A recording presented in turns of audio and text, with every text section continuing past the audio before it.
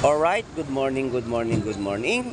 Tayo po ay mag-update ng kanilang mga latag dito po sa bayan ng Malabon Fish Market. At nakikita nyo po yan. Yan po yung mga latag po nila ng mga isda, no, na mabibili nyo po sa murang halaga. Kagaya na lang po nito, no, 130 na per kilo. Salay-salay na pakasariwa. Ang ating pusit po ay 280 na per kilo. Ang ating po mga golden pompano ay 300 pesos. Tawilis po ay 80 pesos na per kilo. Ang mga pusit din po natin dito ay 300 ang kilo. Sariwa at napakaganda. At ganun din po dito, ang mga pusit dumot po natin ay 250 na per kilo.